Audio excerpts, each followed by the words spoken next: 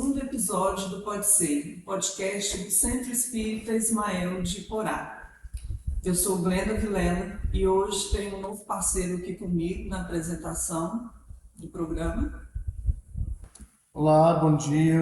Eu sou Renato Castro, também sou frequentador do Centro Espírita Ismael e nós estamos aqui para acompanhar a Glenda e o nosso amigo Rui, a quem nós recebemos com muito carinho em nossa cidade. Muito obrigado, Rui. Bom, antes de iniciarmos aqui, Renato, eu já queria deixar registrado nossos agradecimentos a toda a equipe do Departamento de Comunicação, na pessoa do Fausto, né, que cuida de toda essa parte técnica para que tudo aconteça e saia corretamente, né, para que você que está aí na sua casa consiga nos acompanhar através das nossas redes sociais. Então, nosso muito obrigado, Fausto, por todo o apoio de sempre.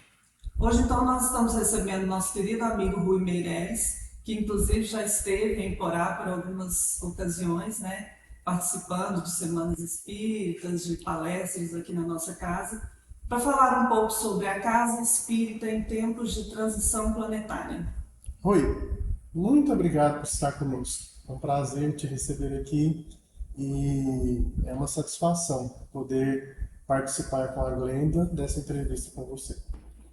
Renato, Glenda, eu que agradeço penhoradamente essa oportunidade de nós estarmos aqui neste evento, né, quase que inaugural, né? Isso. E parabenizar a casa, parabenizar vocês, que nós estamos ao lado da Lívia, né, do Fausto, por essa iniciativa. Porque hoje a comunicação é bem célere, né, e nós temos que também utilizar todos os recursos disponíveis para a divulgação da nossa doutrina. Isso. Bom, Rui Barbosa Meireles é natural de Lusiânia, Goiás, nascido em 28/8/1950, é casado com Eliane Meireles, há 38 anos, pai de 4 filhos, Ruiter, Guilherme, Elaine e Gabriela, e avô de 3 netos, João Vitor, Alice e Luca. Rui conheceu o Espiritismo em maio de 1990, no Centro Espírita Paz, Amor e Caridade, CEPAC. Em setembro de 1992, foi eleito vice-presidente do CEPAC e reeleito em setembro de 1994. Em setembro de 1996, foi eleito presidente do CEPAC, sendo reeleito para mais 9 mandatos, com duração de 2 anos cada mandato. Já está há 6 anos, ou seja, 3 mandatos como vice-presidente do CEPAC.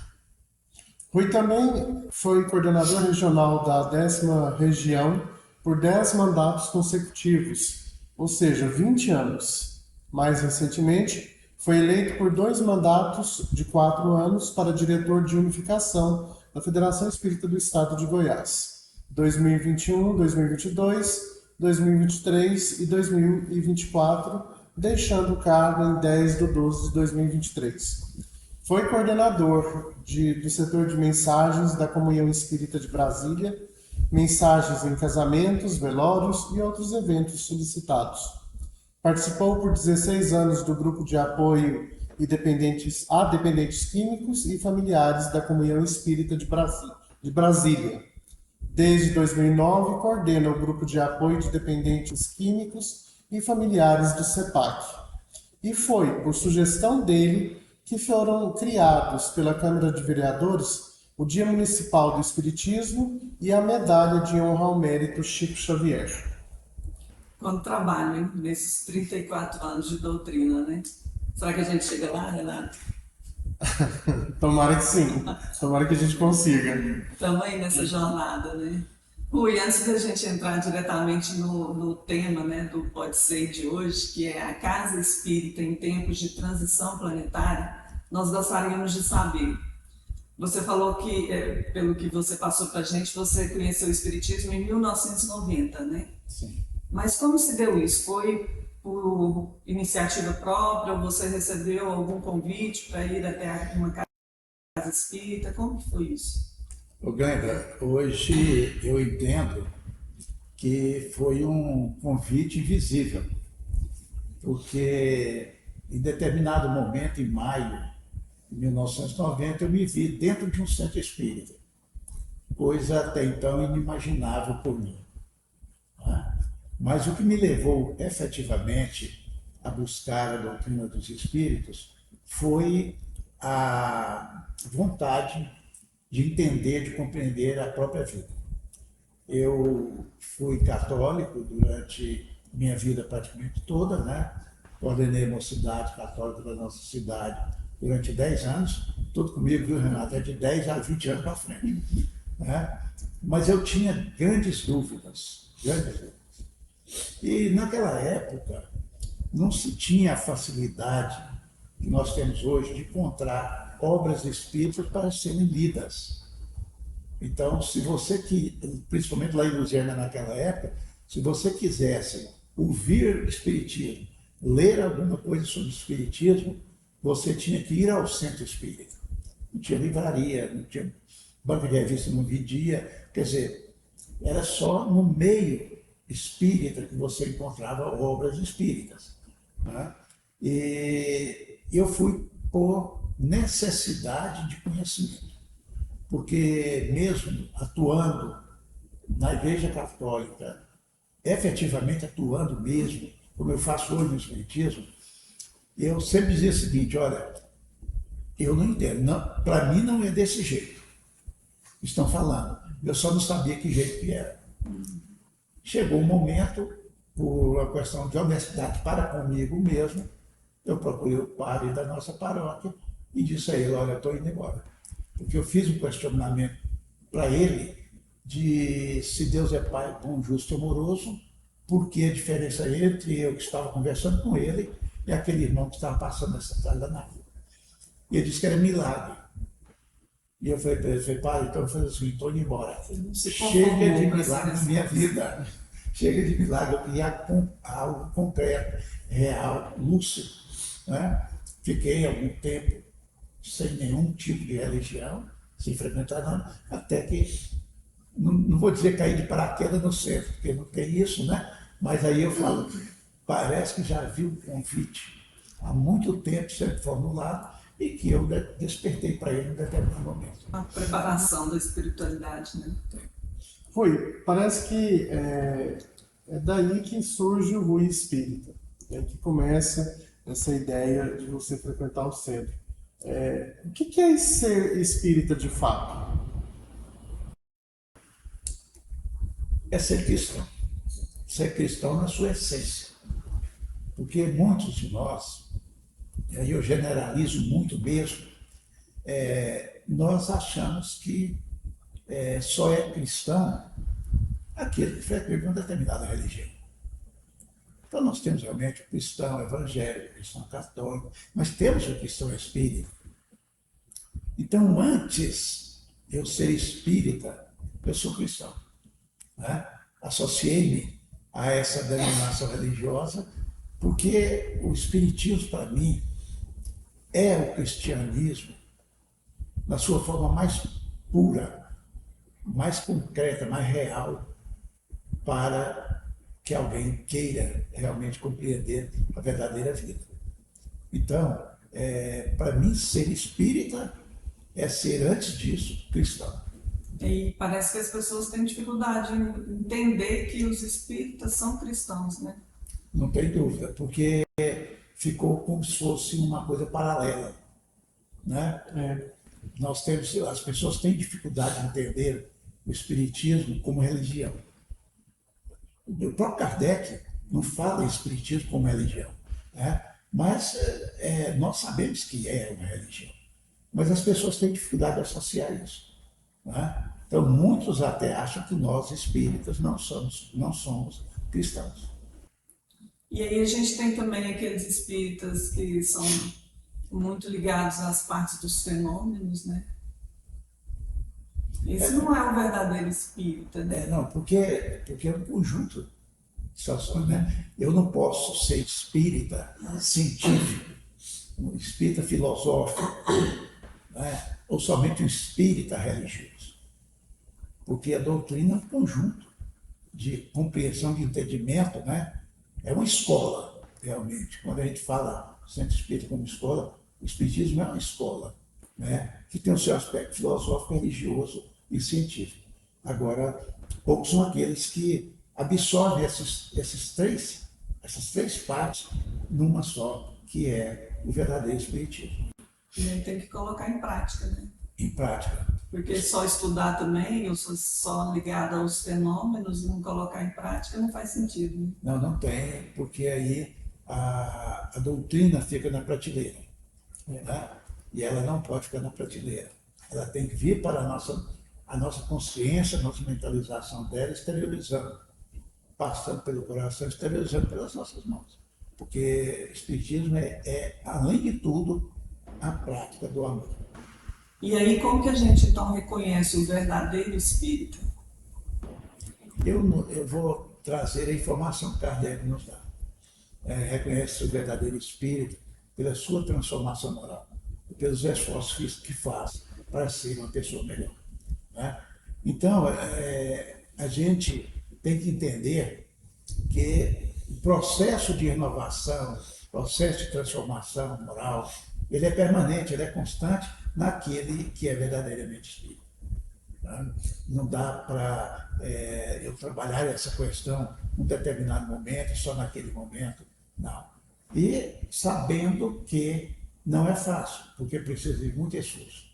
Esforço, ânimo, coragem, porque o enfrentamento que o Espiritismo nos chama é enfrentamento de nós mesmos, não é do outro. Não tem nenhum conflito com outra pessoa, Não, com outra instituição, né? É conosco mesmo. Não tem. É conosco mesmo, é a grande dificuldade. E o apóstolo Paulo já dizia isso, né? Que dentro de toda aquela caminhada dele, dentro o maior inimigo que ele encontrou foi ele mesmo. Porque somente eu posso bloquear esse erro. Somente eu posso deixar de fazer esse erro melhor.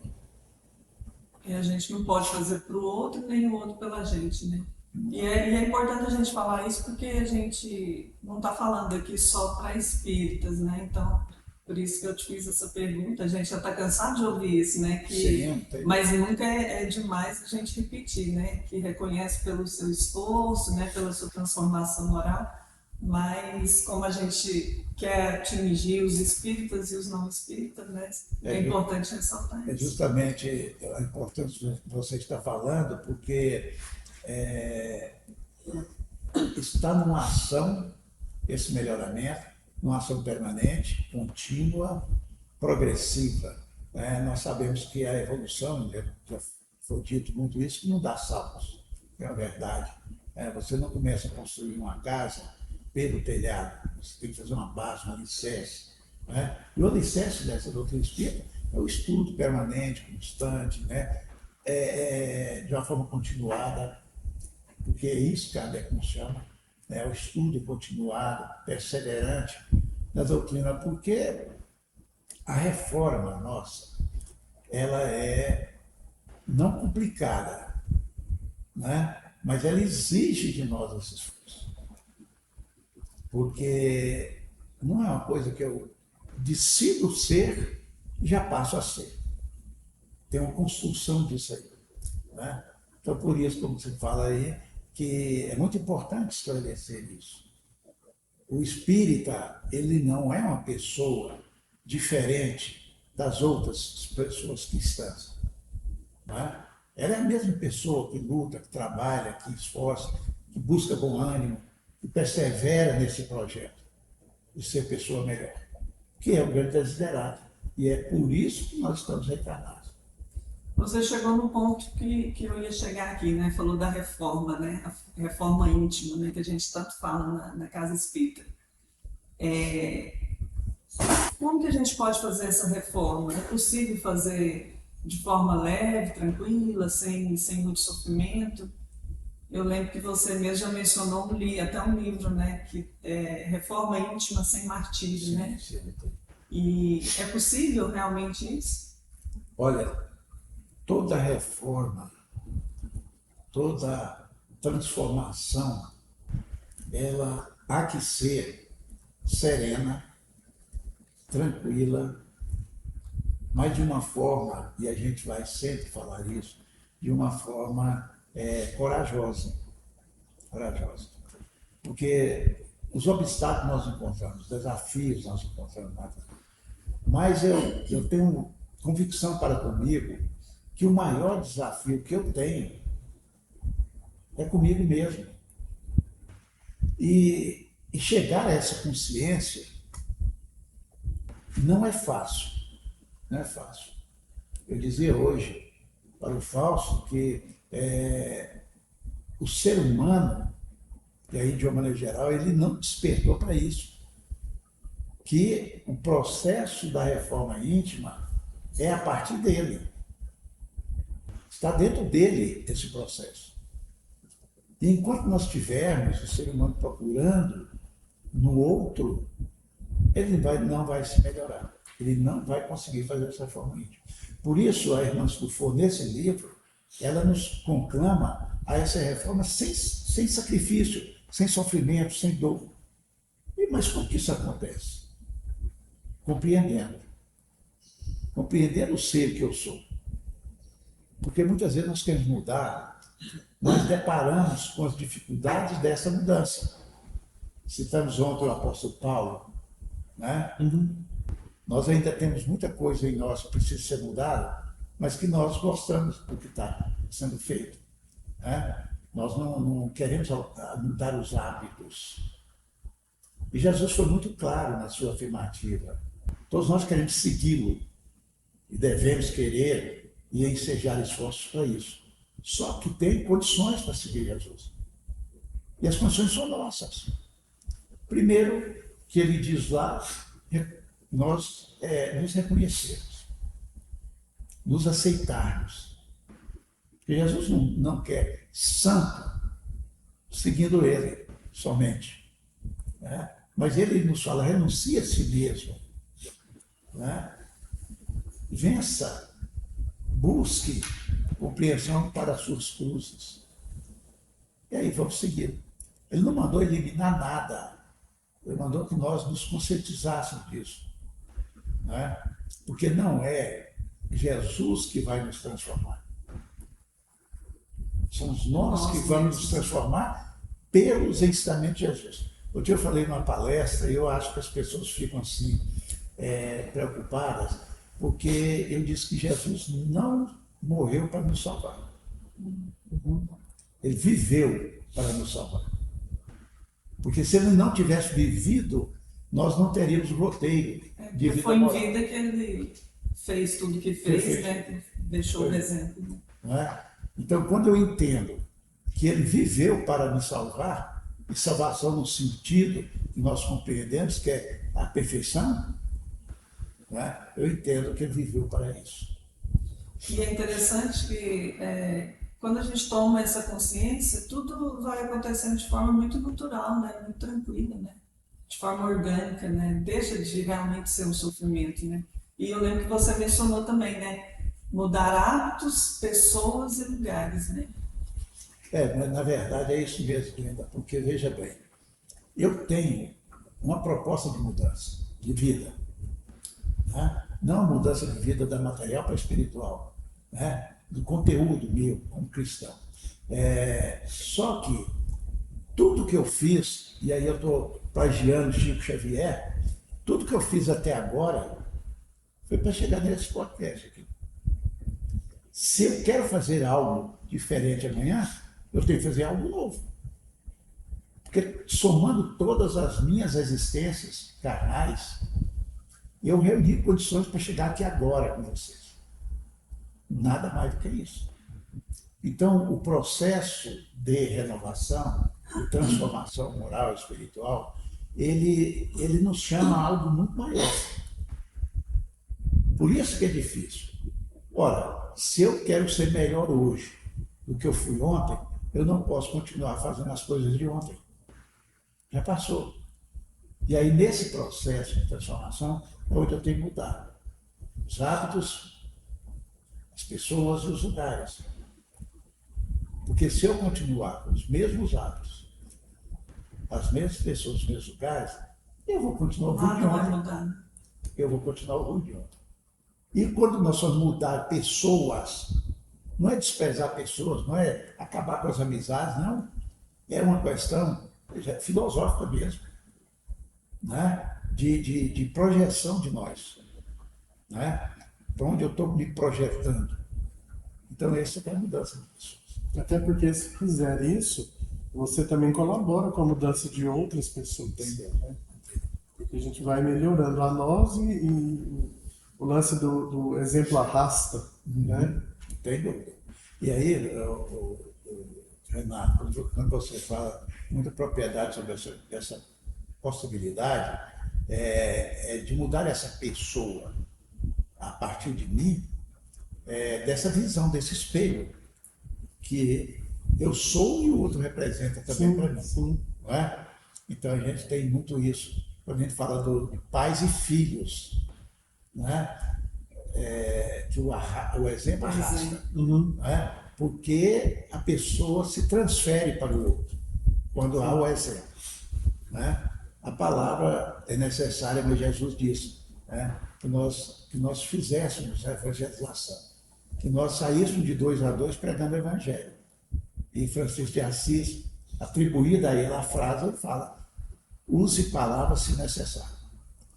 Porque o exemplo é que realmente vai fazer essa mudança de pessoa. Maravilha. Rui, agora já entrando um pouco mais no nosso tema, né? O que vem a ser uma casa espírita ou um centro espírita? Que lugar é esse que ainda hoje é muito cercado de preconceitos, de tabus? Olha, o que é o centro espírita, né? O Kardec, ele fundou o primeiro centro espírita no mundo, né?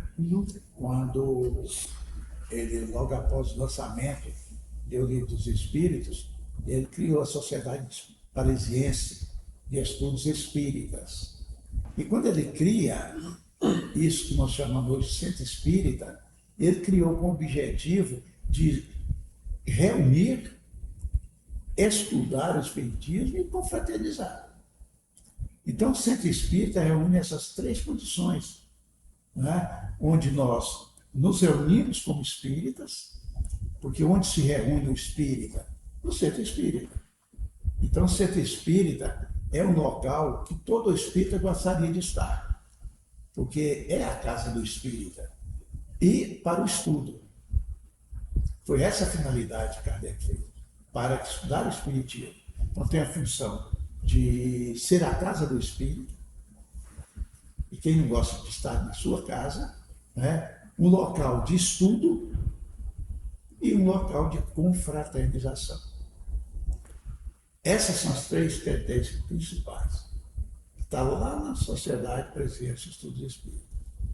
E hoje, essa visão do centro espírita, claro, que a gente tem que entender isso, né? Que isso foi lá em 1857, 58, né? Ela hoje tem uma amplitude dessas finalidades. Mas nós ainda temos que entender que a casa espírita é a nossa casa religiosa, é o local do aprendizado, por isso é a escola, e de nos confraternizarmos. Né? Por isso eu acho muito estranho, né? A gente termina a reunião do centro espírita, as pessoas saem quase correndo. Né? Chega em cima na hora, né? E é o lugar disso, da gente confraternizar, da gente solidarizar com as pessoas, ouvir um ao outro. Né? Isso está um pouco distante atualmente. Né? E a questão de não compreensão da casa espírita, de não entendimento, porque aí é um preconceito. Né? É um preconceito. Nós sabemos que a doutrina dos espíritos, o espiritismo é confundido com muitas outras questões. Primeiro, por causa do seu aspecto espiritual, né? Todos nós somos espiritualistas, né? E a questão da diversificação desse nome centro espírita. Hoje, centro espírita não é usado somente para o local onde os espíritos se reúnem. Né? Hoje, muitas vezes, é denominado uma casa espiritualista, é denominado de centro espírita. Né? Não que tenhamos nada contra, mas só explicando que quando Allan Kardec criou o termo centro espírita e o centro espírita, foi para identificar a casa onde os espíritas se reúnem. Por isso que vem toda essa confusão, né? Toda essa confusão. Inclusive, só para título de esclarecimento, há muito tempo atrás, muito tempo mesmo, a Federação Espírita Brasileira tomou a iniciativa de procurar as associações da Umbanda e outros mais, espiritualistas, para propor não colocação de centro espírita na sua denominação. Né? Porque estava havendo a confusão. Não quer dizer que nós somos contra, não, absolutamente. Mas não estava havendo a identificação. Porque a pessoa chega no centro espírita Ismael. Aí chega ali, mas na frente da centro espírita tal. Ele vai achar que é a mesma coisa. E como é que eles receberam isso? Não, eles não aceitaram. Não aceitaram. Porque, e aí eu não sei a razão, mas quando fala centro espírita, parece que chama. Sim. Alguns interessados falam. Aí as pessoas perguntam. Tanto que, só a título de esclarecimento, chegou uma pessoa um dia lá no centro nosso, eu estava na porta, ele falou assim, aqui é o centro espírita de Mesa Branca? Quer dizer, eles não entendem, né? Eles não entendem. Eu falei, não, aqui é um centro espírita. E nem é kardecista, porque espiritismo não tem essa de kardecia. A gente até aceita e entende, porque é uma forma de identificar o centro espírita mesmo. Né? Mas aí eu falei, olha, nós não temos mesa branca aqui não. Eu não estou entendendo o que o senhor está querendo dizer. Né? Mas é justamente isso, aprenda. Não é uma discriminação, preconceito, nada. Eu acho que é questão de identificação. Por isso Kardec falou isso. O centro espírita é o local onde se reúnem os espíritas para estudo e confraternização. E aí a gente escuta muito, né, que o centro espírita é um lar, é uma escola, é um hospital, né, que está sempre pronto para acolher, né, para socorrer as pessoas. Uma oficina de trabalho também, né, porque gera inúmeras oportunidades, né. Quer trabalhar, vem para o centro espírita, né. Tem sempre trabalho no centro espírita. Né? Essa denominação aí refere-se às atividades do centro espírita. Quando nós falamos do centro espírita, é uma oficina de trabalho, porque nós sabemos que tem trabalho. Sim. Né? E o trabalho é a mola propulsora do progresso. Inclusive a lei divina. Quando Kardec trata no Livro dos Espíritos, a lei do trabalho, a gente vai entender o porquê que o centro espírita é esse o trabalho. Né? E um trabalho que não é só material, ele é especificamente espiritual. Entendendo como os espíritos colocaram para Kardec, que toda atividade útil é trabalho. Nós estamos trabalhando aqui agora. Né? A escola é esse educandário da alma. Nós aqui viemos para nos educar. O centro espírita oferece essa condição para nós. Né? Então, lá é a família que se reúne. É até interessante quando você fala aí, tem um livro que chama-se Vida Familiar. Foi escrito ditado pelo espírito Terezinha de Brito. Né? E lá ela tem uma mensagem que ela fala assim, centro espírita e família espírita.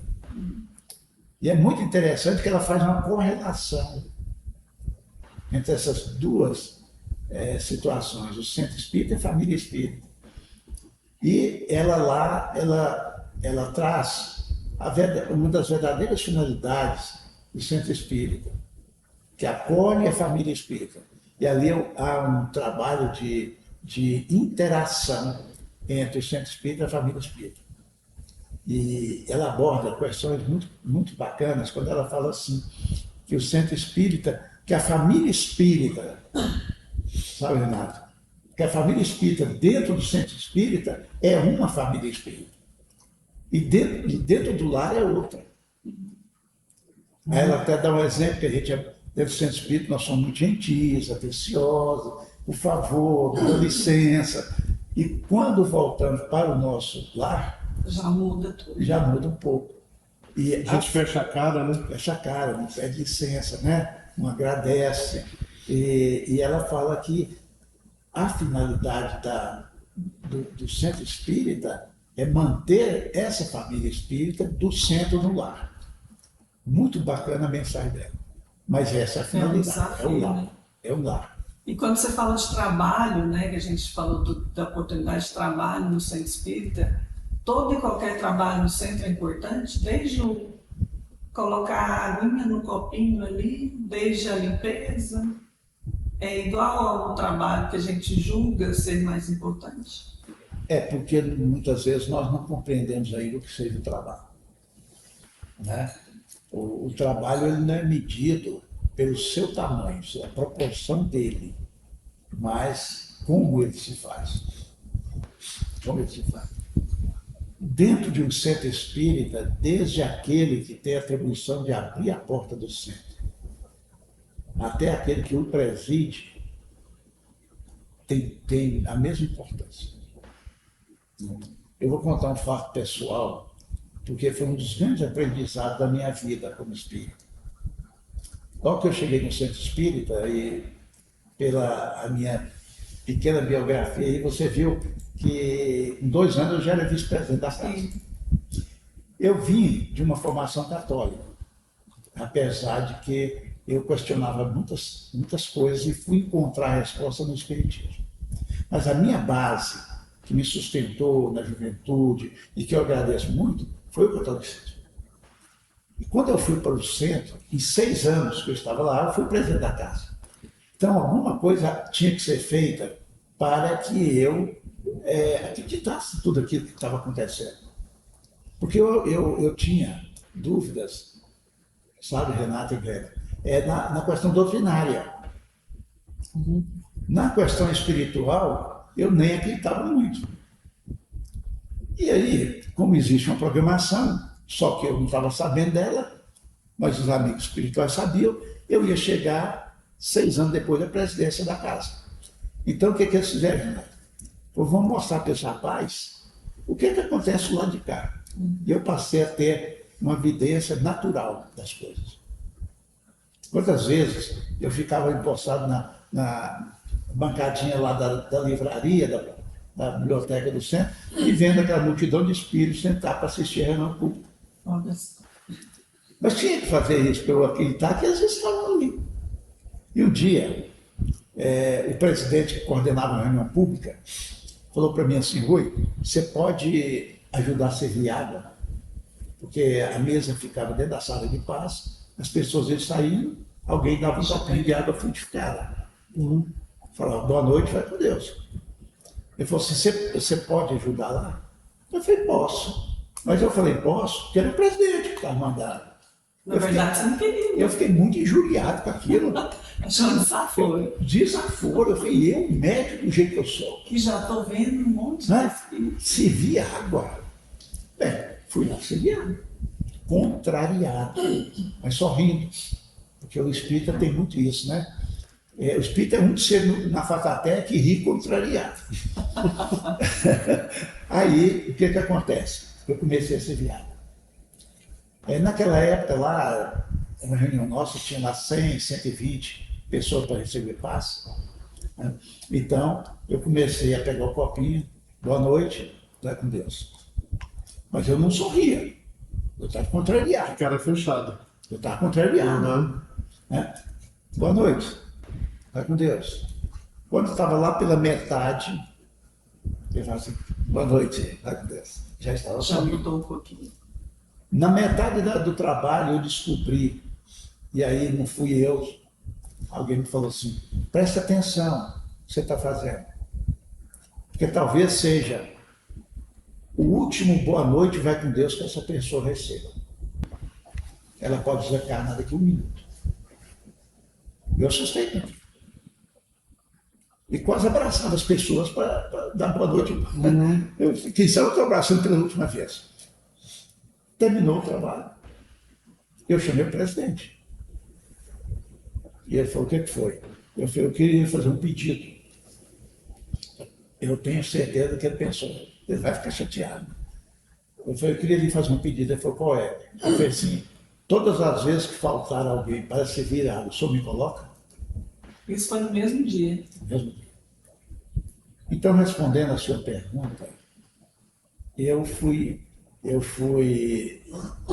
recebi essa experiência não da pior forma, mas da melhor forma que eu podia receber, do que é o trabalho numa casa espírita. Não tem um trabalho melhor, maior, mais importante. Tem o trabalho. Agora, em cada setor de trabalho, tem sua importância. Um dia, uma pessoa amiga falou assim, eu queria ter a mediunidade de Chico Xavier. Eu falei, mas você queria os testemunhos que ele dá dessa mediunidade? Porque muitas vezes nós queremos ser presidente de um centro espírita, mas não queremos assumir as responsabilidades da presidência.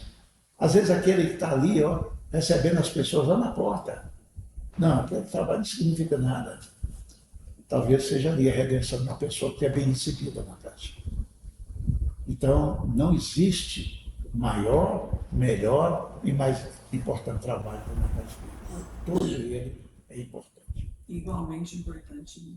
Ô Glenda, eu acho que o Rui ele andou respondendo as nossas perguntas já. E eu vou pular um negócio aqui, porque ele já respondeu, inclusive, o que a gente não perguntou para ele. Rui, qual que é a importância do estudo do Espiritismo na casa espírita? Nos tira do analfabetismo espiritual. Uau! Nós ainda somos aprendizes. Assim Jesus nos denominou. Nós sois meus aprendizes. E o que quer dizer ser aprendiz? Estar no aprendizado. Então, o estudo, e eu me sinto muito confortável em falar isso, porque dificilmente eu não conheço uma casa espírita que não prima pelos estudos. Não é? Prima pelos estudos. Então, ele é fundamental. Eu só queria te pedir uma coisa. A hora que eu desviar da pergunta, você me volta com a pergunta, porque eu não sei o que estão falando aqui, né? E eu vou falando, tá? Então, eu fico assim, sabe, sem entender. Alguém que se diz espírita, trabalhador de uma casa espírita, e que não se preocupa em estudar. Porque quando eu fui para lá, para o centro espírita, eu fui com essa intenção. Já no estudo. No estudo. Foi até interessante, meu filho falou para minha esposa outro dia, mamãe, papai não estuda, não lê tanto como ele lia antigamente. Você vê, eu lia tanto que chamou a atenção dos meus filhos. Eu não tinha percebido isso. Né? Aí ela falou para mim assim, ele perguntou para mim, por que o papai não lê tanto como ele lia antes? E a minha esposa falou também como uma pergunta. Eu falei, porque agora eu estou estudando. E primeiro eu só estava lendo. Então hoje, como eu faço muitas palestras, eu estudo. Então, o olhar é diferente. É diferente. Hoje, por exemplo, a palestra que eu fiz aqui ontem, eu devo ter estudado umas 10 obras para concluir aquele processo que a irmã Fifo me trouxe ontem. Então não tenho mais tanta necessidade de ler. Eu tenho de estudar. E enquanto, sabe, Renato, nós não buscarmos essa consciência, somos aprendizes que não sabemos.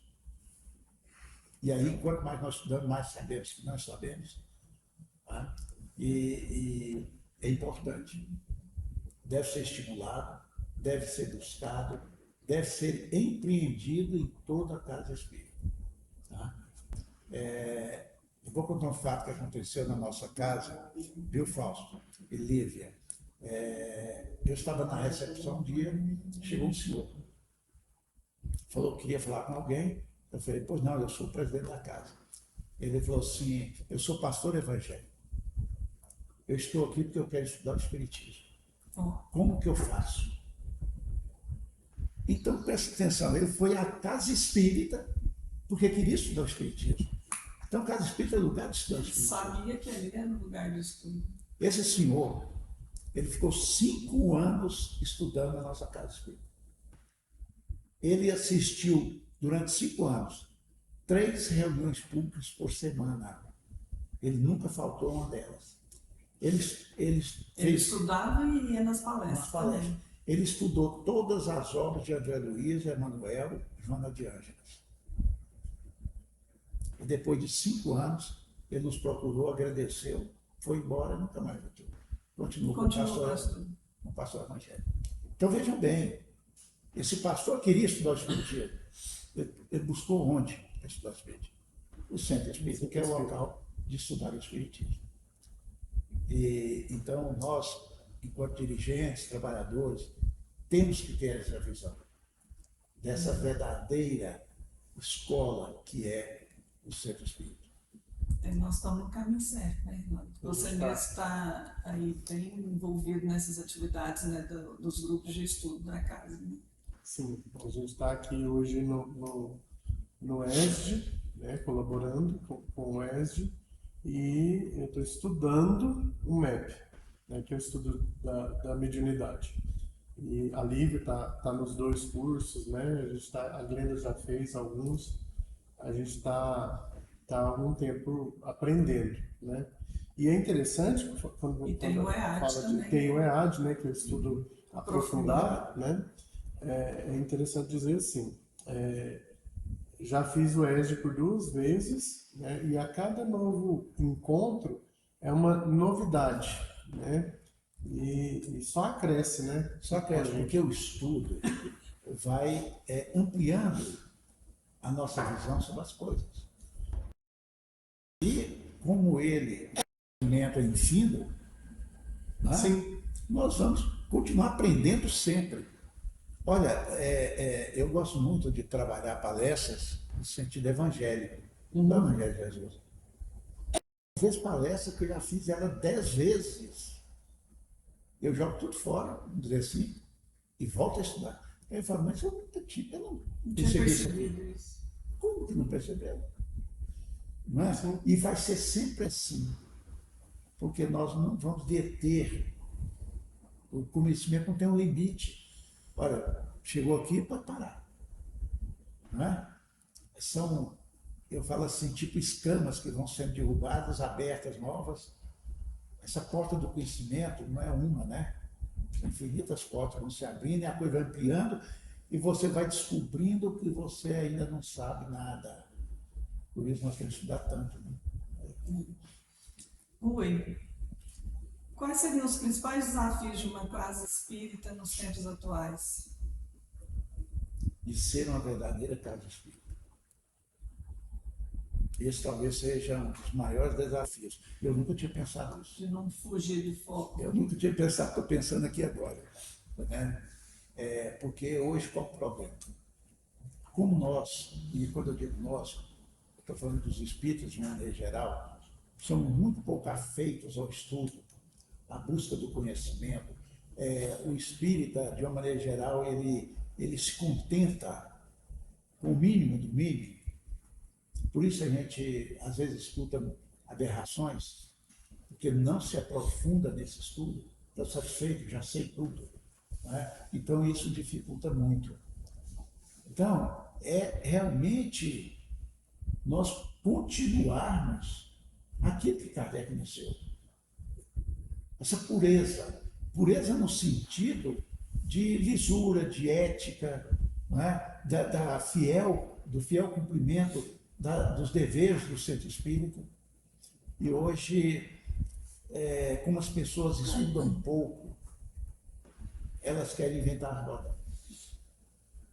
Então, a gente depara com muitos centros espíritas inventando coisas. Tirando não sei de onde. É o verdadeiro centro espírita, a moda né, deles lá. E aí vem uma criatividade, né? Aí você busca uma certa atividade e você não acha na literatura espírita aquela atividade. Tá? Então, esse é o problema, esse é o grande desafio. Porque as pessoas necessitadas, quando elas não encontram esse amparo, e quando eu digo amparo, é de esclarecimento da sua situação, ela vai aonde? Ela vai no centro espírita. Acontece lá no nosso centro em Lusiânia, acontece no nosso centro aqui, Sim. não é? E acontece em todos os centros espíritas. Mas quando ela vai lá, ela não vai pelo invencionismo daquela casa. Ela vai porque ela sabe que ali é um centro espírita, e ali ela vai encontrar a resposta.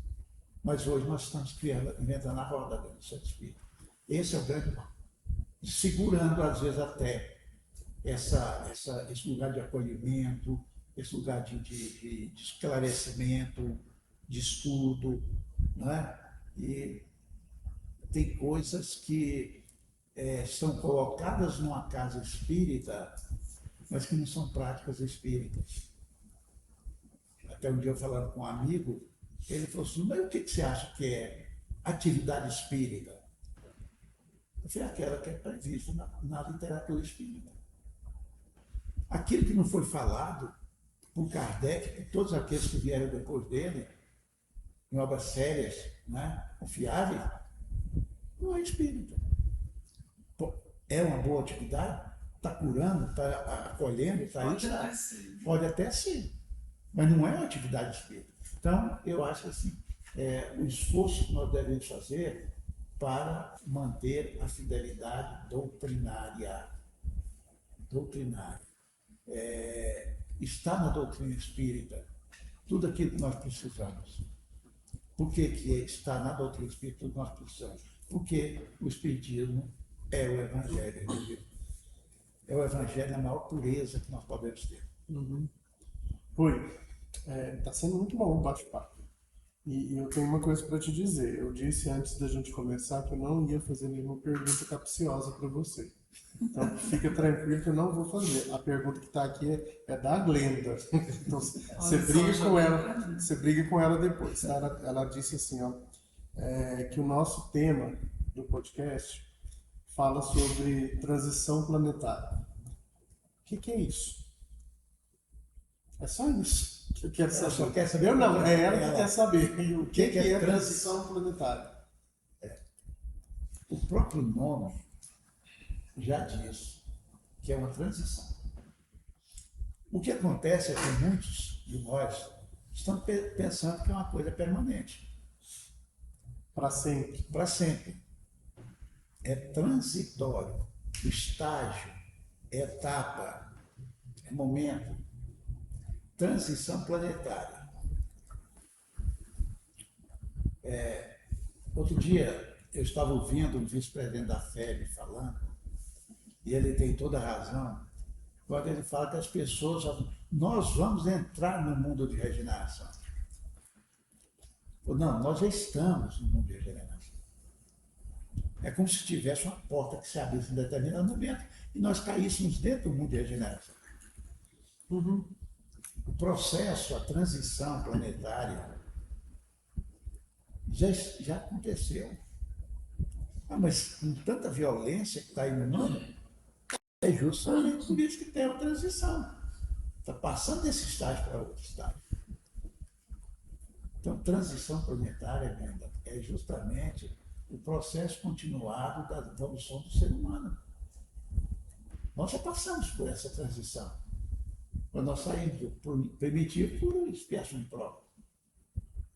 Estamos já no processo, nessa transição para o outro momento, que é o de regeneração.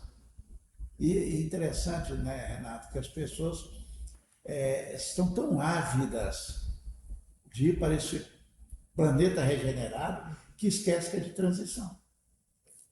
E mantém, né, o título, né? Fica com ele.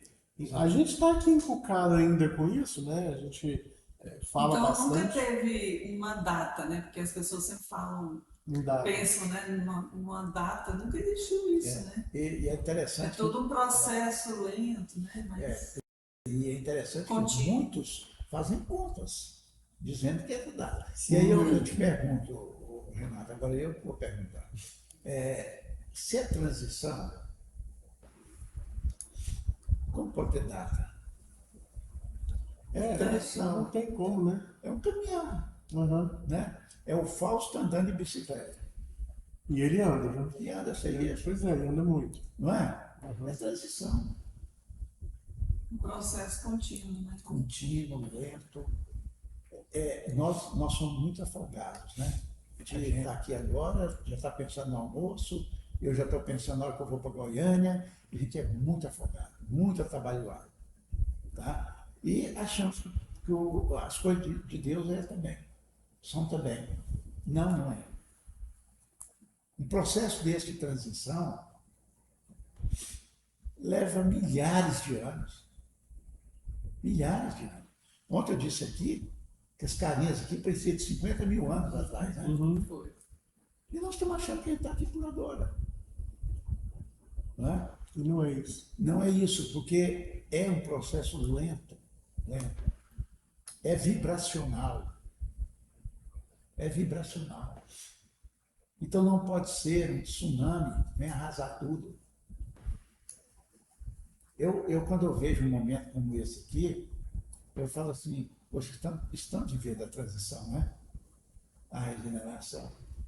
Porque há 1000 anos, seguramente nós não estaríamos reunidos aqui preocupados com isso, em nos melhorar, levar alguma coisa de positivo para os outros. E nós percebemos isso? Nós percebemos chegar nesse momento aqui? Não. Ele é consequência de um processo contínuo, permanente, lento, gradual. É o que o Dr. Bezerra de Menezes fala sobre a unificação. Né? Não é uma coisa de apavorar, é lenta, tem que ser gradual. Então, nós já estamos vivendo a regeneração. E aí, quais são os acontecimentos assim do nosso dia a dia que são esses sinais dessa transição? Porque as pessoas, a gente fica pensando muito, eu falo no geral, né? Igual você falou, não é um tsunami, né? A gente pensa que quando acontece um tsunami lá, a gente acha que esse é o sinal, né? Ou um temporal, um terremoto, né? Mas parece que não é bem isso, né? Não é nem um fator externo, né? Não, a questão nossa, porque como na nossa vida é assim, a gente vai muito tranque e barranco, como se diz aqui em Goiás, né? A gente acha que as coisas de Deus são assim também. Evidentemente que existem os fatores físicos, fenômenos físicos, para nos chamar a atenção em determinado momento. Mas isso não é habitual. A obra divina, ela é dessa forma que você falou. Porque ela é interna, ela não é externa. Então, o que está acontecendo muitas vezes são fenômenos externos. Fenômenos externos é só para porque a verdadeira transformação é interna. E essa é lenta, é vagarosa. A gente sempre repete isso, porque é dessa forma. E como você falou antes, né, enquanto a gente fica pensando que é o outro, né, colocando aquilo no outro, a gente não vai Então, evoluindo. Eu sempre penso nisso, uma das características do mundo de regeneração, inclusive interessante, que na nossa Semana Espírita, nós vamos fazer uma mesa redonda com o André Siqueira e com o Paulo Maia, presidente da FEDEF, que vai falar características do mundo de regeneração. Eles vão responder perguntas assim. Então, eu estava pensando outro dia, qual é uma característica que eu posso perceber desse mundo regenerado? Sou eu mesmo. É aquilo que eu estou pensando, é o meu sentimento, é a minha visão da coisa, que seguramente está diferente nos tempos atrás. Porque você foi muito feliz com isso. Não acontece fora, acontece dentro.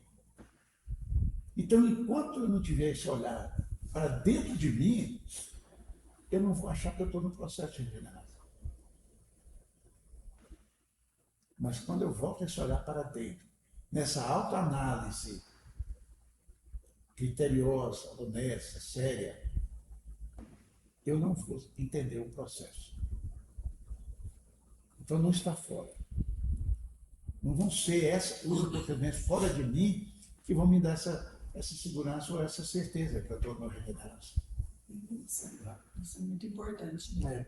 Rui, quando você estava falando sobre a casa espírita e a existência dela, e funcionamento, eu penso que você já respondeu o que eu tenho para te perguntar aqui. Mas eu não posso fugir porque os nossos ouvintes e quem vai nos assistir precisa saber também qual que é a relevância, a importância da casa espírita nesse acesso, nesse processo de transição planetária. O que a casa espírita efetivamente pode fazer para que as pessoas compreendam e aceitem essa transição planetária? Eu vou repetir algo que eu disse, sendo uma verdadeira casa espírita. A casa espírita, no meu entendimento, ela é um porto seguro. Então isso vale para todos os tempos, né? Não é só na transição planetária. Não só na transição. Porque o centro espírita ele não existe para um momento. Não é? Mas aí é um porto seguro. Quando eu estou viajando nos mares revoltos da vida íntima, é aquele local que eu chego e me agarro, que me dá segurança. Mas é também um oásis do deserto da minha vida. E já cansado, sedento, eu encontro a água límpida, mas não aquela que a samaritana buscava, mas aquela que Jesus ofereceu, que nunca mais vamos ter sede. Né? É essa escola que vai me instruir. E muitas vezes também educar. Então, o centro espírita, a importância dele no processo transformador é ele cumprir as suas finalidades. Não é? Olha, Manter o propósito. o acolhimento. O centro espírita tem que estar com as portas abertas para acolher, para ouvir. Porque uma das coisas mais difíceis é ouvir uma pessoa. E ninguém que chegue a um centro espírita, em qualquer situação que seja, que ele não vai ter ouvidos para ouvir. Acolhimento como irmão verdadeiro. Sem julgamento. Sem julgamento. Por isso, hoje, eu vou dar um exemplo da nossa casa. Hoje nós temos trabalhadores lá, como que eu posso explicar? Vários entendimentos de vida, forma de vida, tudo mais. Nós temos lá passistas que são homossexuais. Nós temos pessoas abastadas, pessoas com necessidade material. Você tem tudo quanto é tipo de gente. E a convivência é tranquila. E é a mesma. Porque nós não perguntamos de onde a pessoa veio, quem é ela. Eu acho até, sabe, que talvez eles até discutam um pouco disso, porque nós queremos respeitar tanta individualidade da pessoa. E quando ela chega lá, quem está chegando é o irmão e a irmã, que a gente às vezes esquece até de perguntar o nome. Não é? Buscando a impessoalidade, para dizer, não, você é meu irmão, minha irmã, pronto. É a maior identificação que temos. Não é? Mas a finalidade hoje, desse momento que nós somos balançados nas nossas estruturas mais íntimas, por esse processo de renovação, nada vale mais do que alguém que te abre os braços, te acolhe, te dê um sorriso e te chama de irmão. Verdade. E isso a casa espírita tem que fazer.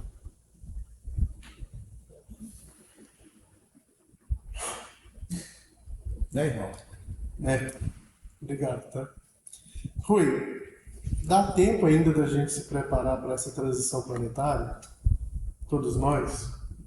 Tá. Não é só nós espíritas, todos Não, nós. a regeneração não é só para nós. Não é só para os espíritas, né? O espírita fala mais nisso, né? Acho que as outras religiões falam de uma outra forma, né? Nessas transformações. Né? É parte do princípio, né, Vera, de que, como nós aqui temos a continuidade da vida, né, então é quase que uma necessidade que nós temos.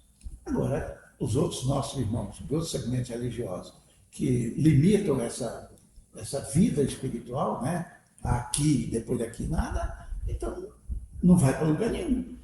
Então não tem que preocupar com regeneração. Né? Mas nós sim, porque a vida continua, a vida é única. Né? E essa é a dificuldade que às vezes a gente encontra no próprio Espírito. Porque o Espírito Emmanuel é muito claro para a gente, né? Quando ele fala assim, se você é reencarnacionista, viva como tal. Nós falamos que somos reencarnacionistas, mas não vivemos como reencarnacionistas. Nós falamos que acreditamos que a vida continua, mas não vivemos como se a vida continuasse. Então, esse processo regenerador, ele é nessa visão, porque a vida continua. Se a vida não continuar, por que regenerar? Não tem sentido, a vida acaba. E aí a gente pode se preparar buscando um estudo, né? Se informando, conscientizando e mudando os hábitos. Né? Se esforçando para melhorar. Eu falo que a chave do processo é compreensão. Porque eu posso estudar, mas não compreender. Eu posso frequentar e trabalhar, mas não compreender. E isso é muito interessante, porque está lá na passagem do Evangelho que fala da transfiguração de Jesus. Jesus levou 3 discípulos com ele. Pedro, Tiago e João. Aí a gente pode perguntar assim, mas Jesus foi discriminatório, né? Ele levou 3 só. Mas aí os evangelistas, ou os entendidos do Evangelho, dizem que tem momentos que Jesus levava só aqueles que podiam compreender o momento. E quando eles estão lá, que Jesus transfigura, eu acho que aí Jesus mostrou o verdadeiro Jesus para eles, que eles assustaram. Né? E aí, no final de todo aquele processo, Moisés ali, né? Elias, o que acontece? Lá no final, na última linha daquele versículo, e aí os discípulos compreenderam que Jesus falava de Moisés e Elias. Compreenderam. Sim. Quando eu compreendo uma coisa, eu tenho um discernimento da coisa. Sim. Né? Então, essa é a finalidade da nossa luta, para compreendermos o que vai nos acontecer, o que está nos acontecendo. Interessante. Rui, e aí nesses tempos, né, de transição que a gente já está vivendo, né, há muitos anos, né, há muito tempo, né, na verdade, com todas essas mudanças na sociedade, comportamento e tudo mais, o que a Casa Espírita, pensando dentro do seu trabalho, de suas atividades, precisa transformar, repensar, né? E o que ela precisa manter? Né? Precisa a gente modernizar do jeito que está, seguindo o propósito, do jeito que está até hoje, está legal. Olha, se nós cumprimos, executamos todas as finalidades do Centro Espírita, nós falamos aqui, né, várias vezes sobre essas finalidades, é simplesmente aperfeiçoar o trabalho. Existe esse processo de alterar, mudar. A gente é muito afadigado, né? Jesus falou assim, calma, gente, não vos inquieteis. Por que isso? Porque uma pessoa chega ao centro espírita trazendo a sua dificuldade, o seu desafio, o seu problema, e a gente quer como um passe de mágica resolver o problema. Não devemos preocupar com isso. Um dia eu perguntei a Edivaldo Pereira Franco sobre corrente magnética. né, que é muito utilizada, né, pelo pessoal da Alta de Souza. Aí eu falei, Divaldo, o que você tem a me dizer sobre corrente magnética? Quando ele esteve nos vendo, eu estava levando ele para o aeroporto em Brasília. Ele virou e falou para mim, Rui, eu nunca li nada sobre corrente magnética. Eu olhei para ele assim e falei, tomara que ele não adivinhe meu pensamento. Né? Mas aí ele falou isso e depois falou para mim assim, se da forma que nós estamos fazendo está dando certo, para que inventar?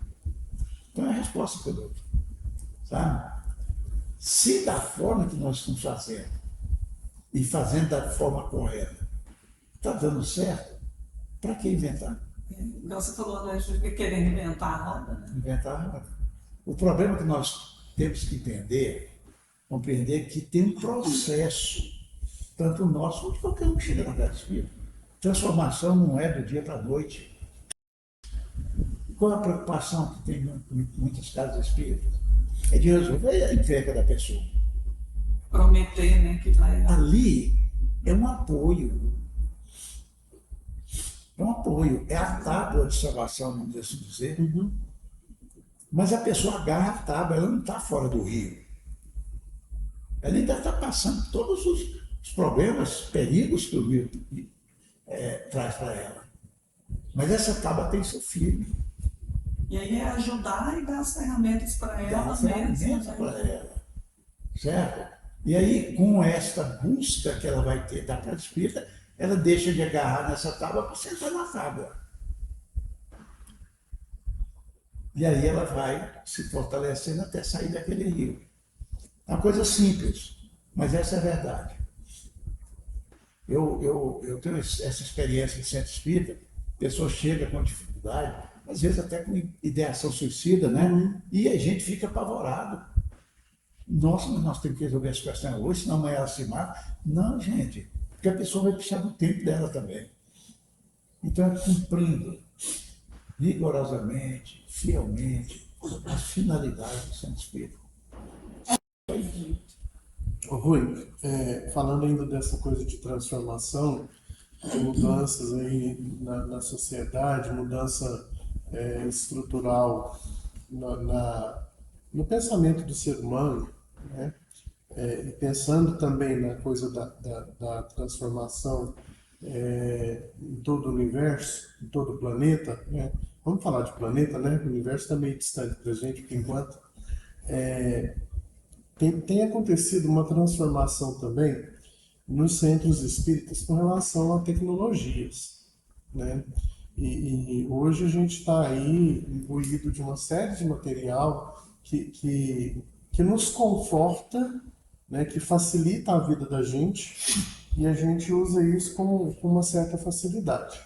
Hoje, para montar, por exemplo, essa nossa estrutura aqui, que é bastante simples, né?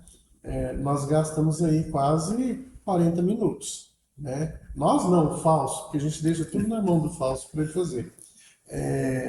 Como é que você vê isso? O centro espírita, ele vai trabalhar bem com essas transformações tecnológicas? Elas são bem-vindas de fato, aliadas ao conhecimento dos espíritas, né? Para levar o nome de Jesus a todas as pessoas. Esse trabalho está sendo bem feito ou ele poderia ser no método antigo, por assim dizer, né, de ter um palestrante falando e tá bom? É isso? Ou a gente pode continuar? Ô Renato, o progresso, ele vem para contribuir para a evolução do ser humano.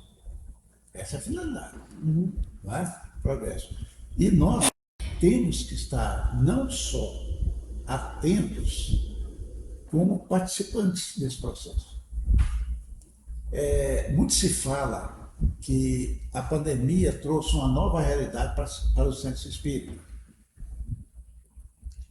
A pandemia nos despertou para isso, porque já existia. Nós é que não estávamos sabendo utilizar. Eu lembro quando começou as lives, né? E eu fiz muitas aqui, Ismael, começaram a me pedir, Rui, você podia fazer uma live para nós? Eu não fiz. No começo Eu tinha não medo, aderiu, não. não aderia. Eu falei, meu Deus do céu, eu ponho um celular na minha frente, fico olhando para ele e falando, mas cadê o povo? Coisa estranha, né? Estranha. Quem me despertou para isso foi a Regivane de Catalão. Porque um dia a Regivane me ligou e falou assim, Rui, eu estou procurando as suas lives, não estou encontrando. Como fiz? Não é? Por que está acontecendo? Eu falei, não, eu não faço de jeito nenhum. Ele falou, mas como, Rui? E eu achei muito interessante isso. Eu falei assim, ela foi inspirada. Ela falou, eu adoro suas palestras. Eu estou procurando sua live e não encontro. Eu falei, não, Regivane, eu tenho medo, eu não vou fazer isso aí, não. Primeiro que eu não dou para mexer de celular. Não sei. Ela falou, mas tem que fazer, Rui. Tem que fazer. E aí eu fui pensar sobre isso. Ô, gente, como que eu sofri no começo? Como que eu sofri? Até aprender, né? Não, eu colocava aquele celular na minha frente, na biblioteca, só eu, sozinho, e falando ali, ó, 30, 40 minutos, sem saber o que estava acontecendo. E esse processo foi difícil para eu adaptar com ele. Mas eu compreendi que era necessário. Hoje não tem como fugir disso. A tecnologia está aí, veio, está presente até mais tempo entre nós, e nós temos que usá-la da melhor forma possível. Veja bem aqui hoje, se nós não utilizássemos dessa possibilidade, quantas pessoas não nos escutariam? E é incalculável depois. Sim. Né? É uma rede que nós não temos noção do que significa isso. É um alcance. Agora, qual é a preocupação? É nós não perdermos o liame com o outro. Nós podemos fazer o link do virtual, mas nós não podemos perder o link do presencial. E aí é o grande desafio. Hoje já está bem melhor. Mas vai ainda continuar sendo o grande desafio de nós sabermos compartilhar essas duas situações. Se você pegar, eu vou dizer o filme porque é representação. Se você pegar o filme Nosso Lar, o primeiro, você vai ver quando o André Luiz estava sendo preparado para, né, receber, trazer as obras dele para nós. Em determinado momento, ele senta numa mesa grande assim, pega um papel e começa a escrever. Ao lado dele tinha um notebook. Sim, sim. Quer dizer, ele não estava preparado para usar aquele notebook.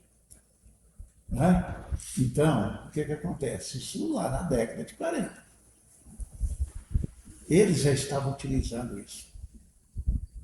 Mas utilizando o aspecto material, vamos dizer assim, que era o André Luiz escrevendo. Esta foi a grande ocupação nossa quando fomos diretor da unificação da FEEG. Porque há uma tendência àquilo que é mais fácil. E estava sendo tudo virtual. E nós falamos, não pode ser tudo virtual. Nós precisamos desse contato, esse olho no olho, esse aperto de mão, essa presença, essa troca de energia com a presença física. Então nós temos que saber administrar essa tecnologia. Porque senão ela pode nos distanciar uns dos outros. Porque uma coisa é olhar você como estou olhando aqui agora. Outra coisa é te olhar na telinha. É diferente. É diferente. Aí que está a habilidade nossa, de utilizar a ferramenta que já existia, do presencial, com essa que veio agora da tecnologia, que é maravilhosa. Maravilhosa. Olha, eu fico impressionado porque eu não sou da idade da Lívia, evidentemente, né? Então, eu não tenho, me sou afeiçoado a isso, né, Lívia? Eu sou de 1950, mas um dia eu mandei uma mensagem para um filho meu que morava na Austrália. Eles estavam online. Quando eu cliquei mandando a mensagem, apareceu lá, ele recebendo a mensagem, do outro lado do mundo. Eu assustei. É instantâneo, né? Eu assustei instantâneo. instantâneo. Pensar como era essa comunicação uns anos atrás. Né? Nossa, né? A gente escrevia carta, né, Rui? Carta, gastava mesa. E quando era uma namorada, você quase Ficava, morria, né? não, quase ficava doente. Porque até que ia voltar. E tinha Primeiro, resposta. ela lê a carta, se emocionar, chorar, ter saudade, para depois ter condição de responder. Então, é excelente. Mas nós temos que saber lidar com essas duas coisas. Porque nós podemos nos distanciar por causa da facilidade. E a facilidade, você sabe, que nos acomoda, Sim. nos torna preguiçosos. Né? Se tivermos esse cuidado, vamos utilizar as duas coisas, como estamos fazendo aqui hoje. Né? Ontem usamos um outro tipo de comunicação, foi a palestra pública, hoje estamos usando outro tipo, que atinge também as pessoas. Né? Rui, eu queria que você falasse agora um pouquinho sobre um tema aqui que até, assim, rende muito, dá muito pano para manga, mas eu queria que você falasse de forma breve, mais resumidinha, e acho que você já até falou, né, deu uma dica aí do que a gente pode fazer, mas é sobre esse momento que a gente vive, essa polarização desses grupos político-partidários, dessas manifestações ideológicas assim exageradas, né? Manifestações religiosas também, né, fanáticas, que tomou conta do nosso dia a dia, da nossa família. É uma guerra generalizada, né, na verdade. Como é que você vê esse momento e de que forma que a gente pode contribuir para que isso passe? Né? Eu até achei que ia passar um tempinho aí depois de alguns fatos, né? Mas parece que não passa. É interessante que primeiro que nós vivemos em sociedade, né? Nós estamos interagindo com vários tipos de grupos, né? A sociedade, não vou dizer vários tipos de sociedade, a sociedade é uma só, mas é com as diversidades, Sim. com as diferenças. Né? Esse é o grande time para todos nós, principalmente nós espíritas, porque nós temos uma proposta de sermos pessoas melhores, que a doutrina nos traz. Né? Mas nós vivemos em sociedade, em relações. Há muita crítica dos próprios espíritas com a inércia do espiritismo diante dos fatos que acontecem na sociedade. O espiritismo não se manifesta, o espiritismo não participa, o espiritismo não dá sua opinião, não é? E é uma visão equivocada, porque o espiritismo participa de tudo isso. Não é? Todos esses movimentos sociais, familiares, por exemplo, que, através da Federação Espírita Brasileira, a doutrina dos espíritos está se manifestando. O que existe é uma diferença até razoável entre os outros núcleos religiosos com o espiritismo. Porque o espiritismo tem esse fito, essa finalidade da evangelização, né? Mas não da ingerência na vida pessoal de ninguém, nem de nós mesmos espíritas. Na doutrina espírita não tem uma vez nada que fala que é proibido fazer. Né? Você pode ler o espiritismo da introdução do Livro dos Espíritos até a última obra que foi lançada hoje. Não se impõe nada. Não se impõe. É o livre-arbítrio. Mas nós temos consciência que somos também responsáveis. Isso não quer dizer que nós não possamos participar. É diferente. Mas não intervir. Não é? E é aquela coisa, vamos voltar lá no momento que você falou. O exemplo arrasta. Qual é a posição do espírita diante desses fenômenos sociais? Né? De equilíbrio, serenidade, de respeito. Né? Eu sempre digo o seguinte. E o deixar para lá, não entrar na briga? Olha, e aí quando a gente não entra também, a gente é chamado de bobo, né? Realmente. De omisso. E pode existir a omissão. Desde que nós somos chamados a participar. O guia e modelo nosso é Jesus. Jesus viveu uma época ditatorial. Ditatorial. De um império, dos maiores, você é historiador, sabe? Maiores impérios da humanidade, né? E que sacrificava o povo.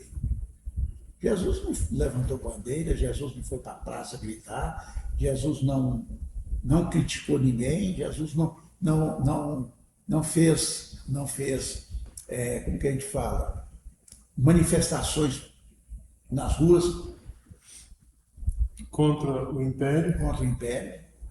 Ele concordava? Não. Mas ele trouxe a mensagem dele.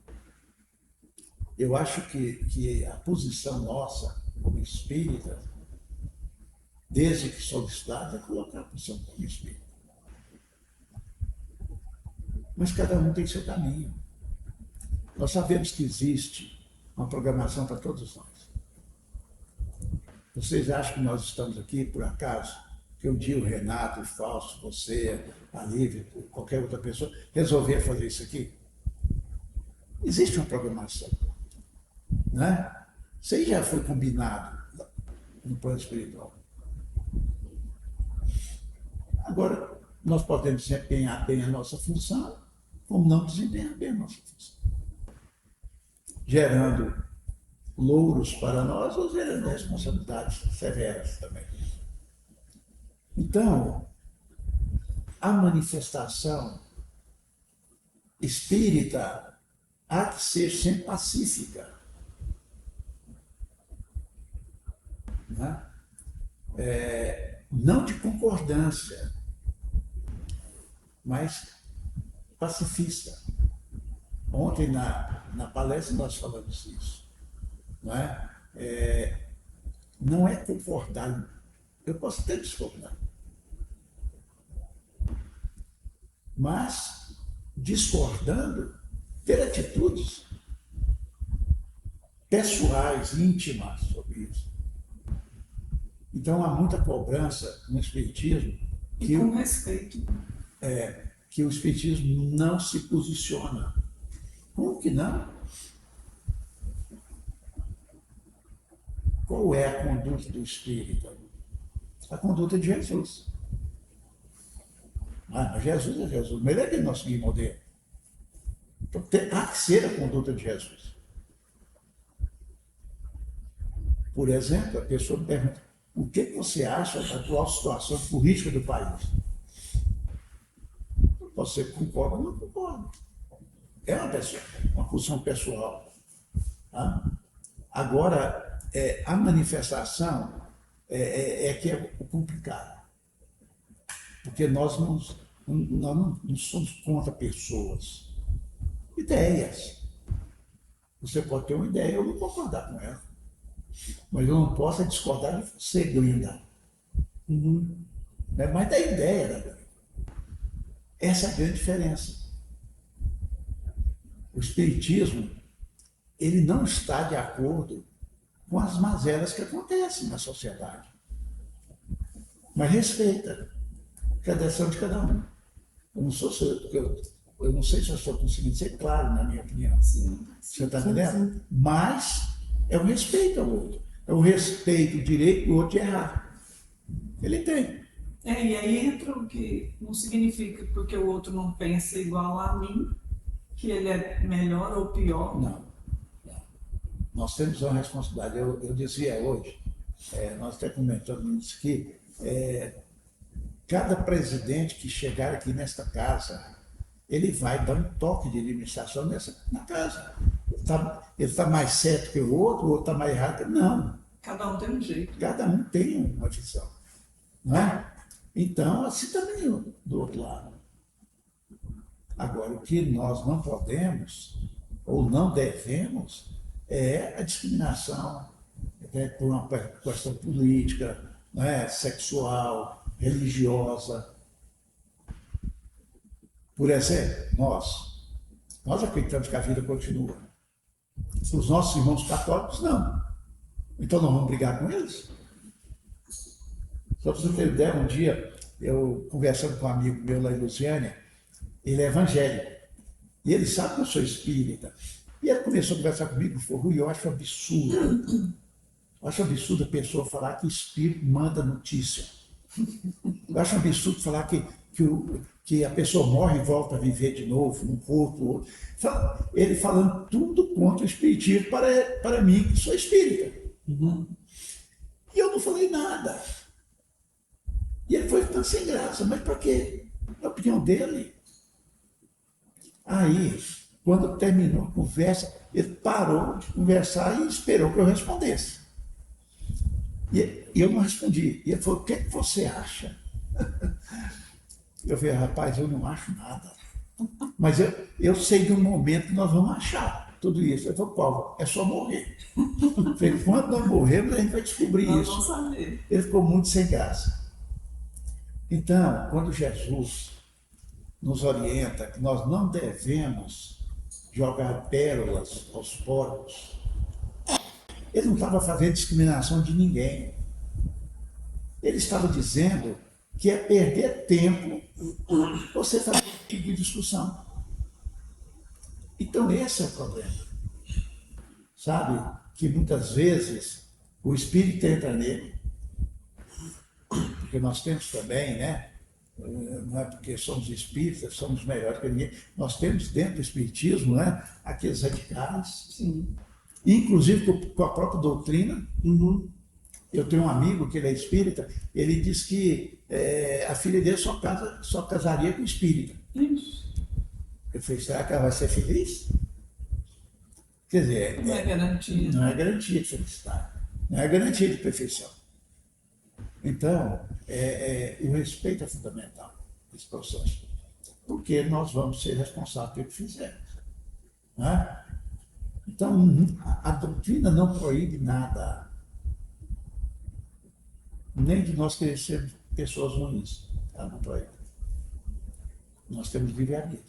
Né? Agora, enquanto sociedade, eu, como espírita, tenho o dever de participar de forma equânime, equilibrada, serena. Não é? Nós participamos um dia, não sei se vai ser novidade para nós aqui na mesa, mas pode ser para todos aqueles que vão nos ouvir depois. Um dia eu estava lá no centro, eu era o presidente, chegou a secretária do prefeito. Eu achei até interessante, ela chegou lá, né, eu sei que ela é católica, falei: o que ela está querendo aqui, né? Mas levando o ofício do prefeito. O prefeito mandou te entregar aqui e ele está pedindo a resposta o mais rápido possível. Eu falei: você pode esperar só um pouquinho, que eu leio e te dou a resposta agora. Os espíritos são meio afobados. Aí, o que era aquela carta? Era um convite para nós participarmos do desfile cívico que ia acontecer 3 meses depois, no aniversário da cidade. Eu li aqui e falei assim: pode levar a resposta para ele. Ela falou: qual é? Eu falei: vamos participar. Ela foi embora. Naquela semana eu reuni a diretoria do centro. Falei: vamos nos preparar, nós vamos participar de um desfile cívico. Você já viu falar isso? O espiritismo participou do desfile cívico? Não. Novidade. Novidade. Eu falei isso para Geraldo Campete da FEB e ele ficou assustado. A gente vê um monte de gente desfilando mais espiritismo. Levei para a diretoria, quase me lincharam. A diretoria: você está louco, rapaz? Você está louco? Como que você aceita o negócio? Como que nós vamos desfilar? Como que vai ser esse desfile? Eu não sei. Nós somos inteligência para isso. Vamos achar bolar alguma coisa. Aí alguém falou assim: até o catolicismo é fácil, eles têm andor, tem bandeira, tem santo. Tem anjo. Tem anjo, eles podem levar isso para o desfile. Nós vamos carregar o quê? Vamos carregar o quê? Levar a mesa para. Aí, somos inteligentes para isso. E participamos. Na verdade, eu que dei a maioria das ideias, que as pessoas ficaram até chateadas comigo. Né? Eu falei: você faz um troço desse? Eu ia perder uma oportunidade dessa? De aparecer. De aparecer, isso mesmo. Aí o que nós fizemos? Nós abrimos o desfile, uma faixa de 6 metros de comprimento, escrito assim, fora da caridade não há salvação. E a partir de trás dessa faixa, nós colocamos lá assim, evangelização, departamento de evangelização da infância. Colocamos as crianças e as tias. Na outra faixa, estudo da doutrina espírita. Colocamos os monitores, alunos que quiseram ir, fomos fazendo isso. Nós éramos a entidade mantenedora do abrigo André Luiz, lá de crianças e adolescentes. Né? Naquela época não tinha muitos problemas, você podia levar para a rua os meninos, né? Hoje Era mais tranquilo. Mais tranquilo. Aí, por exemplo, na Complexo estão André Luiz, colocando funcionário, criança, jovem lá. Gente, vocês não têm noção. Fez sucesso. E aí, eles me pediram que eu fizesse um resumo do Espiritismo em Lusiânia, para que quando nós passássemos no palanque oficial, o locutor falasse sobre alguma coisa. E aí nós saímos de uma rua, entrávamos numa outra rua comprida, e lá na frente estava o palco. Então era uma distância de uns 100 metros, nós estávamos no palco. E quando nós entramos nessa rua, o locutor começou a falar sobre o Espiritismo. E nós passamos. E essa faixa que nós colocamos lá foi carregada por mim e pelo presidente do outro centro espírita. Quando nós passamos pelo palco oficial, nós não fomos aplaudidos. Nós fomos ovacionados. Olha, nós devemos ter, passando pelo palco, no mínimo uns 5 minutos transitando ali. E eles de pé e aplaudiram. Quando encerramos o desfile, enrolando as faixas, eu estou levando para casa. Quando eu encontrei o prefeito, a primeira-dama, vice-prefeito, uma deputada estadual, um deputado estadual, e eles nos pararam. E o prefeito falou para mim assim, Rui, eu não sabia que isso é espiritismo. Eu não sabia as pessoas que eram espíritas na nossa cidade. Vocês têm o nosso respeito. Olha, foi um evento que ficou mais de 3 meses a cidade comentando. Oh, mas você viu, fulano é espírita, fulana é espírita. Olha, se nós tivéssemos não aproveitado a oportunidade. Ou se nós tivéssemos ido lá para levantar bandeiras de combate, sabe, de atritos. Não. Nós fomos para a rua e mostramos quem nós somos. E o fato de mostrarmos quem nós somos diz o que nós pensamos. Então eu acho que nós devemos participar. Fantástico. Mas dessa forma cortada, séria, e não dizendo que o outro é, dizendo quem nós somos. Perfeito. Rui, a gente está caminhando para o final do nosso Pode Ser. Ainda bem, Aliás, nós estamos sentados. Ainda bem, né? Não sei se a gente comentou, o centro criou, a Lídia sugeriu o nome Pode Ser, né? Que é o podcast do Centro Espírita Ismael. Mas a gente gostaria de saber de você, que você contasse para a gente como é que foi a sua jornada na FEEGO, né? Como é que foi a sua jornada e o trabalho de unificação feito conosco. Você disse que não ia me perguntar nada. Nadinha. Nadinha. Mas eu tenho que me Mas você defender. falou lá na sua biografia.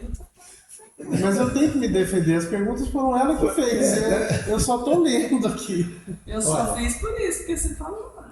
Olha, eu quero agradecer à Federação Espírita do Estado de Goiás o convite para eu ser diretor da unificação e agradecer o movimento espírita goiano que me elegeu, né, por 2 mandatos. Foi um trabalho que me trouxe uma experiência muito grande, muito grande. Eu fiquei 3 anos como diretor de unificação, né? Esse seria o último ano, mas eu tive que me ausentar do trabalho de unificação E nesses 3 anos, ô Renato, eu acumulei uma experiência dentro do movimento espírita, dentro do próprio espiritismo, que eu não tinha conseguido há 30 e tantos anos. Quando você aproveita o momento de convivência com pessoas, e convivência no sentido de diálogo das diferenças, da forma de ser, a visão do quadro geral do movimento, quando você entende isso, você aprende muito com isso. Né? Eu sou muito bom para lidar com diferenças, porque eu acho que elas só contribuem, elas nunca dividem, seja elas quais forem. Agora, a gente tem que ter a compreensão dessas diferenças, né? Tem que aceitar essas diferenças e trabalhar elas para que elas sejam fortalecidas no processo de realização do movimento. Né? O grande problema é que a minha visão de movimento espírita é uma visão do interior. Aí você pode perguntar, mas que visão tem outra? Tem. Tem a visão de Goiânia, da capital. Não sei se vocês sabem, em 70 anos da Federação Espírita do Estado de Goiás, foi a única vez que teve diretor do interior. Eu e a Rosiquela de Jataí fomos os primeiros a participar da diretoria da FEEGO morando no interior. Eu não faço ser do interior, porque Ivana é do interior, Ivana é de Jataí e outros mais. Mas morando no interior. Eu fui 3 anos diretor de unificação morando em Luciana. E aí, buscando resumir todo o processo, a fala fica diferente. A fala fica diferente. Então, a minha visão de unificação passa por aquilo que eu falei aqui de união. Eu falava na federação o seguinte, e tenho convicção disso. Eu falava para os diretores, o centro espírita, ele não precisa da federação para existir. E não precisa. Esse centro aqui funciona, e funciona bem, sem nunca ter sido adeso à federação. Eu sei que ele é. Mas não precisava. Porque o Centro Ismael não precisa da federação. Só que a federação acha que precisa. Eu falo a federação como um todo. Acha que precisa. Ora, se eu acho que o Centro Espírita precisa da federação, todo o trabalho federativo é feito da federação para o Centro Espírita. Se eu tenho a visão de que o Centro Espírita não precisa da federação, todo o trabalho é feito do centro para a federação, que é o ideal. E essa minha opinião, porque eu convivo muito com o interior, não foi aceita. E eu tive dificuldade de trabalhar nesse sentido. Eu não sei quando, não sei por quê e por quem, que a Federação Espírita do Estado de Goiás perdeu a credibilidade frente ao movimento espírita. Não sei por quê, quando e quem fez isso. Mas nas andanças nossas, pelo movimento espírita, chegava a ponto de o presidente dizer assim, eu não vou filiar a Federação Espírita do Estado de Goiás, porque se eu filiar hoje, amanhã eles tomam meu patrimônio. Eu falei, eu quero saber onde está escrito isso. Mas a pessoa tinha convicção disso. Eu não vou filiar o nosso centro à federação, porque a federação vai querer mandar nosso centro. Eu falei, onde está escrito isso? Mas esse é o entendimento da grande maioria dos centros espíritas do Estado de Goiás. Tanto que nós temos em torno de 640 centros espíritas no Estado, não tem 300 centros que são filiados. Então, alguma coisa está atrapalhada nessa história. E aí nós começamos a fazer, a partir dessa realidade, começamos a fazer um trabalho de recuperar a credibilidade, a confiança do movimento espírita na federação. Tanto que, até hoje, mas muito mais antes, quando um presidente da federação chegava na cidade, chegava um Deus. Tinha presidente que tinha medo de falar com o presidente da federação. Eu trabalhei muito isso com o movimento. Quando reunia com os coordenadores regionais, tudo mais, eu quando me apresentava e falava assim, eu sou um trabalhador voluntário do Centro Espírita Paz, Amor e Caridade de Luziânia. Eu estou diretor de unificação. Porque esse cargo é um cargo estatutário. Tem que existir. Mas ficou muito distante, sabe, Renan? Ficou muito distante a fala da federação com a fala do Centro Espírita. E essa uma lacuna muito grande. E tudo que nós fizemos foi para buscar estreitar, diminuir essa lacuna. Para que o centro confiasse, para que quando aqui chegasse um diretor, ele sabia que estava chegando um irmão, um trabalhador espírita. Mas, de uma maneira geral, a postura da federação é de autoridade. É lamentável. Na penúltima regional que nós fizemos, em Goiânia, estavam presentes 57 dirigentes de Centro Espírita de Goiânia. E a regional foi só lá de Goiânia. E na hora da apresentação eu pus a mão no crachá e perguntei a eles assim, vocês sabem quem eu sou? Ninguém sabia quem eu era. E já ia para 3 anos que eu era diretor de unificação. Eu tirei a mão. Meu nome é Rui Meireles, eu sou o diretor de unificação de vocês. Ali naquele dia, eu fiquei muito triste. Não porque eles não me conheciam, é pela distância que a federação estava do Centro Espírita. Chegava a ponto de não saber quem é o seu presidente, quem é o seu diretor. E nós não conseguimos.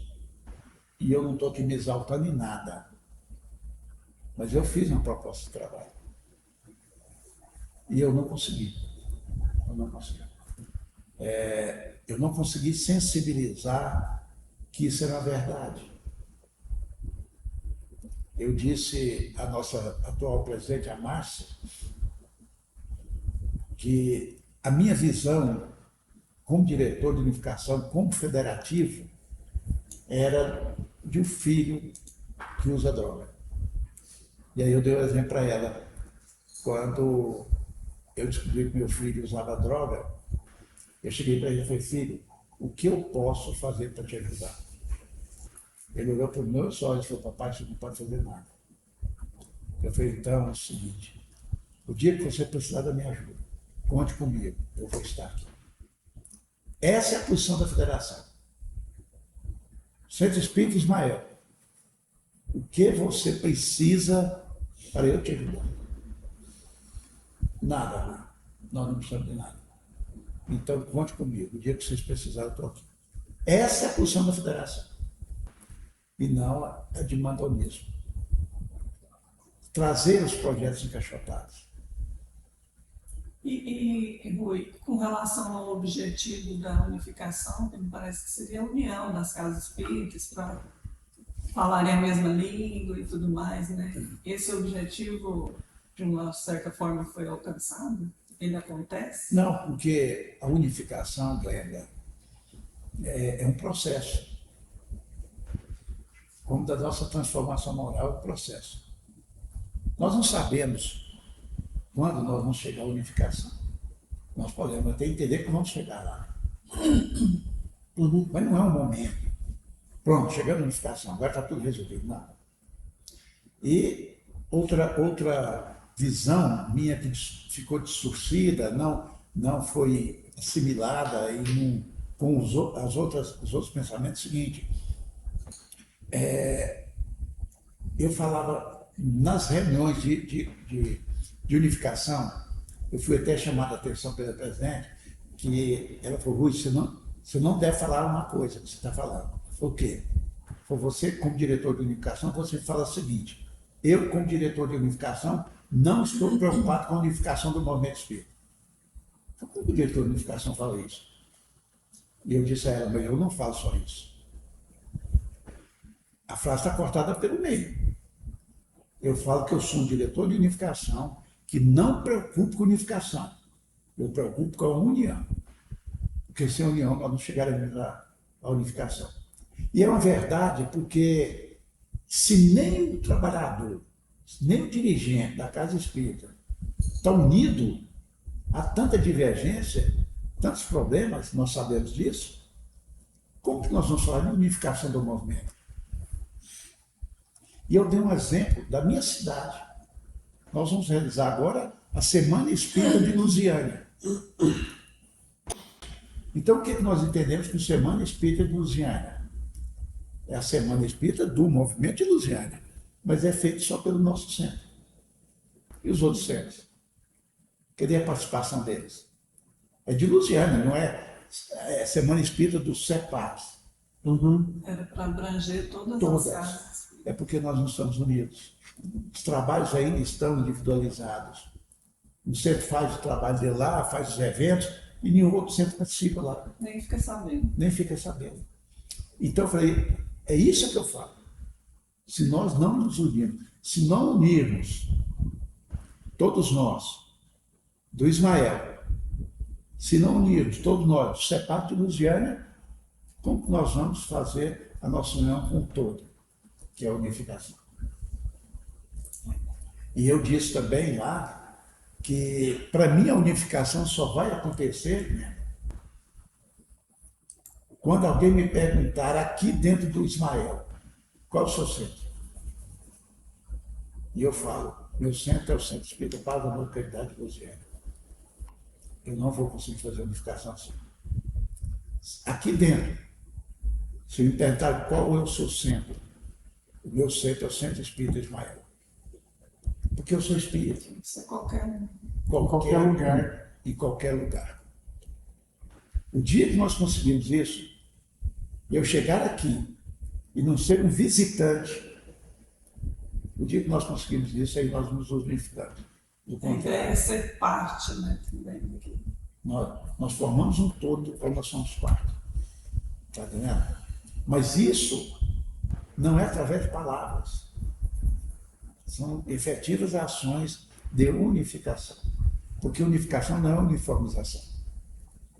Os centros espíritas de uma cidade podem estar unidos sem estar unificados. Desculpa, sem estar uniformizados. Porque os trabalhos são diversificados. Não é? Mas nós não conseguimos. Enquanto eu estava como diretor de unificação, nós não conseguimos que a gente começasse a dar os passos nesse sentido. Fantástica essa reflexão sua. Bom, nós chegamos ao fim. Foi muito gostoso o nosso bate-papo. Queremos te agradecer imensamente por ter tirado esse tempo, né, para participar do nosso segundo episódio do Pode Ser, né, que a gente está começando aí e aprendendo, né, Renato, a fazer esse trabalho aqui. Então, nosso muito obrigado mesmo.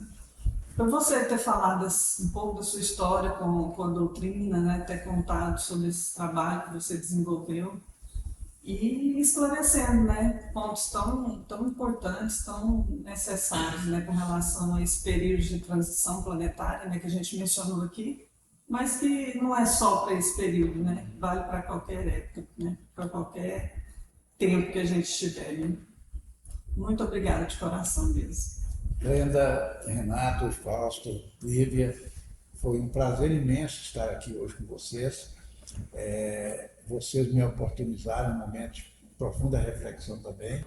Eu quero deixar bem claro, né, que são as colocações que eu faço, pelo estudo que eu faço, pelas experiências que eu vivenciei, não é? Não, principalmente nas questões mais pessoais, são sentimentos pessoais, né? Refletindo uma realidade minha e não talvez completa a realidade de tudo que eu vivenciei, mas eu quero parabenizar o nosso Centro Ismael por mais esse momento.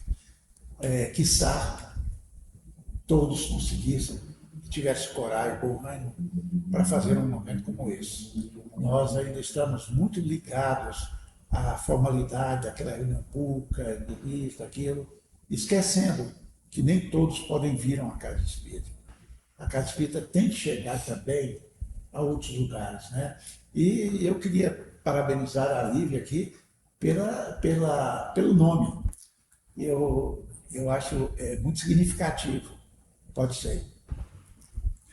O saber é muito mais importante do que crer.